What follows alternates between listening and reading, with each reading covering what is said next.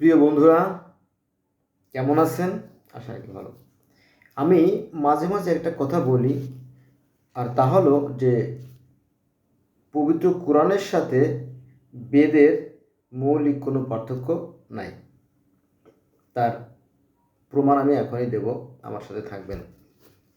যেমন আমাদের পবিত্র কোরআন শরীফের সূরা নূরের ৩৫ নম্বর আয়াতে, পবিত্র কোরআন শরীফের সূরা নূরের ৩৫ নম্বর আয়াতে বলা হয়েছে আল্লাহ আকাশ এবং পৃথিবীর জ্যোতি।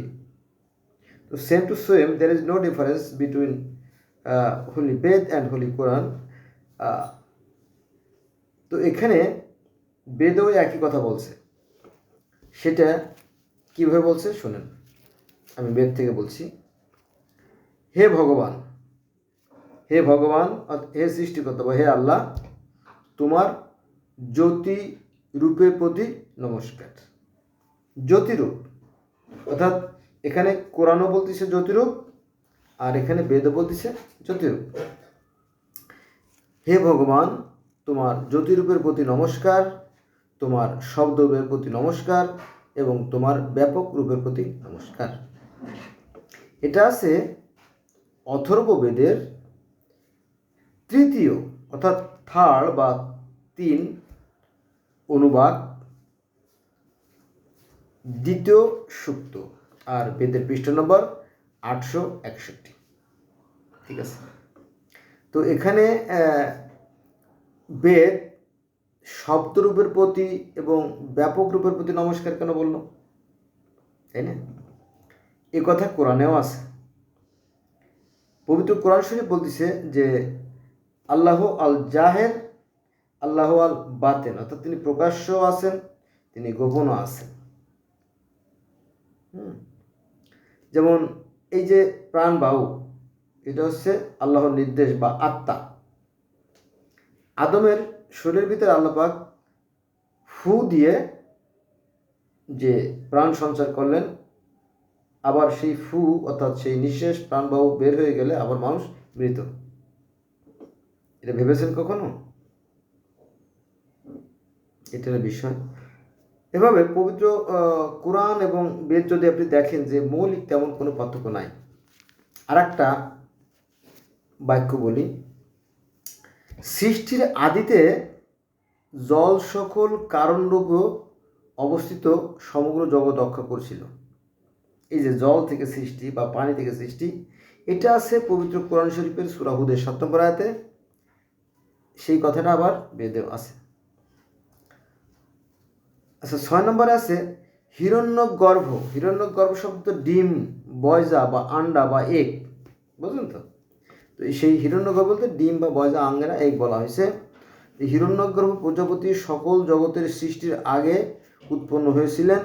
তিনি জাতমাত্র সমস্ত প্রবঞ্চকের একমাত্র ঈশ্বর ছিলেন।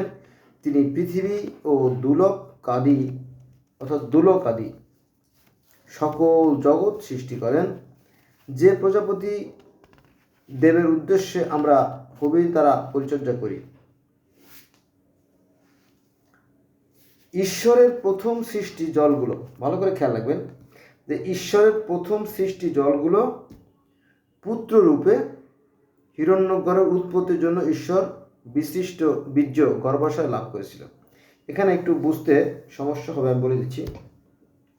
ঈশ্বরের অর্থাৎ সৃষ্টিকর্তার প্রথম সৃষ্টি জলগুলো, যেহেতু প্রথম সৃষ্টি ঈশ্বরের সৃষ্টি বা আল্লাহর সৃষ্টি, তো সেই হিসেবে তাকে পুত্র বলা হয়েছে, জলকে পুত্র বলা হয়েছে, যেহেতু তার সৃষ্টি। এটা রূপক অর্থে তার যে স্ত্রী আছে, তার সাথে যে মেলামেশা করছে, তারপরে যে পেটে পানি জন্মেছে, এমন কথা না কিন্তু। অর্থাৎ ঈশ্বর থেকে সৃষ্টি বা আল্লাহ থেকে সৃষ্টি, সেই রূপক অর্থে এখানে পুত্ররূপে গণ্য করা হয়েছে। বুঝতে গেছে? আর কিছু না। তো পুত্ররূপে হিরণ্যগর্ভের উৎপত্তির জন্য, হিরণ্যগর্ভ আবার কি জিনিস? এই হিরণ্যগর্ভ বলতে ডিম, বয়জা, আন্ডা, এগ, বোঝা গেছে বিষয়টা? হিরণ্যগর্ভ, এখানে হিরণ্যগর্ভের উৎপত্তির জন্য ঈশ্বর বিশিষ্ট বীর্য অর্থাৎ ওই যে পানি, এই যে পানি, মহাজগতের যে পানি আছে, এই সমস্ত পানিকে ঈশ্বরের বীর্য বলা হয়েছে আর কি, যা থেকে সৃষ্টি হয়।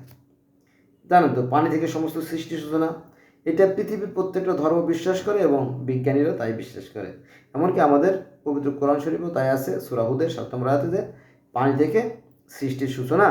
এগুলো আরও আরও বহু আয়াতে আছে, সেখানে আমি যাব না। আচ্ছা, তাহলে এই যে পানি থেকে সৃষ্টি, এটা কোথায় আছে? পবিত্র কোরআন হুদের 7 নম্বর আয়াতে আছে। আর এখানে বেদের যজুর্বেদের 4th কাণ্ড 1ম প্রপাঠকের 2য় সূক্ত। আমরা যখন বলি আয়াত বা সেন্টেন্স বা বাক্য, এখানে বলা হয় সূক্ত। বোঝা গেছে? তো এখানে বলা হয়েছে যে পানি দিয়ে একটা অতিকায় ব্রহ্মাণ্ড বা বিশাল ডিম্ব তৈরি করা হয়, তার ভিতরে সমস্ত সৃষ্টি। আসলে তো অনেকটা তাই না? এই যে দেখেন, এই যে এটা একটি ডিম্ব ধরেন, এটাকে একটা ডিম হিসেবে ধরেন, তাই না? এর অধিকাংশ কিন্তু পানি।